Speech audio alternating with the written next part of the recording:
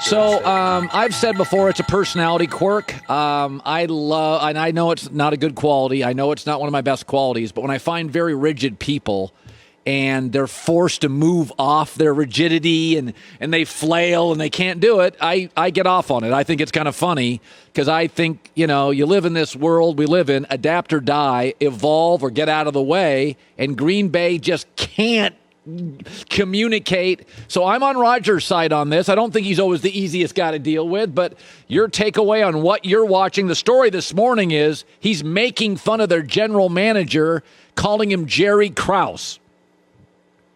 Right, and I think the Jerry Krause example is instructive because for folks that think, oh my God, he could never retire, he wouldn't walk away, I would remind you that Michael Jordan wanted to keep playing basketball. You know how we know it? Because 3 years later, he did keep playing basketball for the Washington Wizards.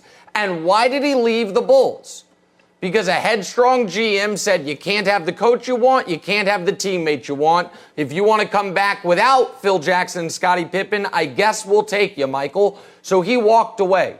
I think Aaron Rodgers has actually made this incredibly easy for the Packers. You just fire Brian Gutekunst. It's not that hard. Yeah. And by the way, oh, Nick, that's unfair. What has he done? I'll tell you exactly what he's done. He took a massive swing and a massive risk to remake the team in his image last year in the draft. Nobody was saying the Packers need to look beyond the Aaron Rodgers era. They were coming off a 13-3 season, a conference championship game appearance. And Gutekunst made a bet that Rodgers would show significant decline in 2020 and that he would look like a genius for being ahead of it. Well, sometimes when you make a big bet, you lose. There has to be a risk to that. Instead of showing a decline, Rodgers won the damn MVP, and they're a possession away from going to the Super Bowl that, I don't know, literally any draft pick could have possibly helped them other than the one who didn't play a snap all year. When you make a big bet like that, sometimes all the chips stay on the table and you walk away sad. So of course I'm on Rodgers' side in this. Gutekunst bet on Rodgers failing. He was wrong. There should be repercussions for that. You were one of the rare American sports personalities last year that never bought into the Clippers. Oh. I bought into them. A lot of people bought into them. You kept saying, nope, they don't have any chemistry. You have been an outspoken critic of Brooklyn and their inability to defend bigs. They melted down again late last night. And I was a cynic early, kind of bought into them when they started winning without Kevin Durant. And I watch them now and I think to myself, so I don't like their chemistry and they can't defend bigs. So I'll say it now. I don't think they get to the finals. I really don't. Your thoughts?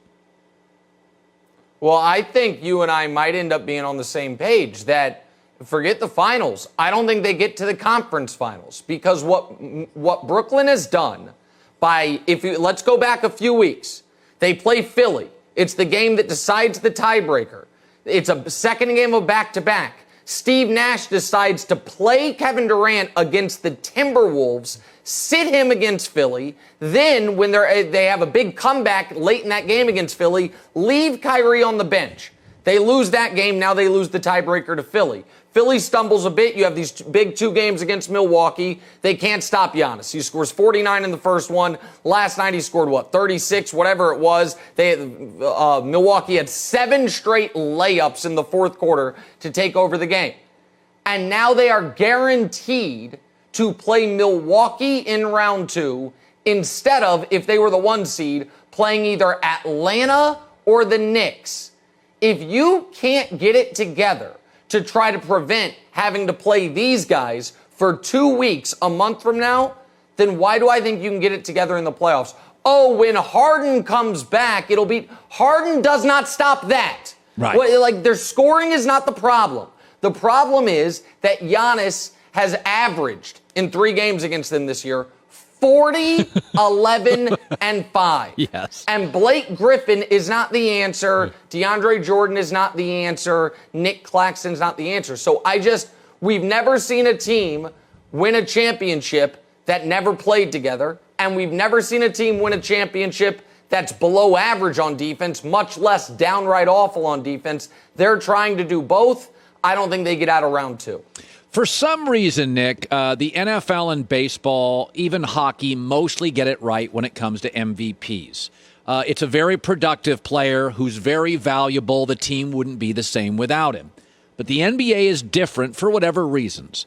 They tend to embrace a story, sometimes a statistically significant player who's not terribly valuable, like Russell Westbrook. In fact, players generally are better when they leave Westbrook. And that leads me to Chris Paul. Has anybody taken a deep breath? Does everybody realize I grew up when Phoenix was good? That feels like the 80s, the 70s. I said it, I think Joey and I have been saying this. I would vote Chris Paul number 2 or 1 MVP. I'm interested in your perspective on this. You are a diehard NBA fanatic. How do you view Chris Paul? Chris Paul should be the 2021 NBA MVP. And it is not a lifetime achievement award, but it is his lifetime of achievement that validates what has happened this season. As a rookie, he gets to New Orleans. They win 20 more games than they won the previous year. He leaves, they lose 25 more games than they lost his last year there. He gets to the Clippers. They immediately get to round 2 of the playoffs. He leaves, and despite having Blake Griffin still on the team, they're a 500 team. He gets to the Rockets. They immediately win 65 games, have the best record in the NBA, and are up 3-2 on the KD Steph Clay Warriors before he hurts his hamstring. He gets to the Thunder. They are trying to be bad. They want to tank. He's too good. They make the playoffs and get to Game 7. He gets to Phoenix, a Phoenix team that was 26-39 last year before the bubble.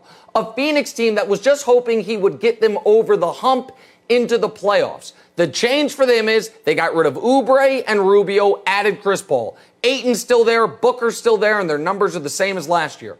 And they have the best record in the NBA.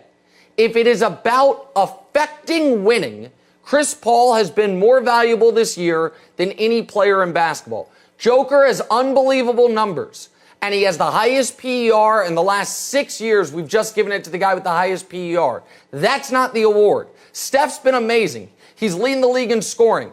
There's an award for that. It's called Scoring Champ. Chris Paul has been the most valuable player in basketball, and I don't know how deniable that is given what the Suns had been the entire time Booker was there, including last season, and the fact that as we sit here today, they have the best record in the NBA. And let me add one other small thing to this, Colin.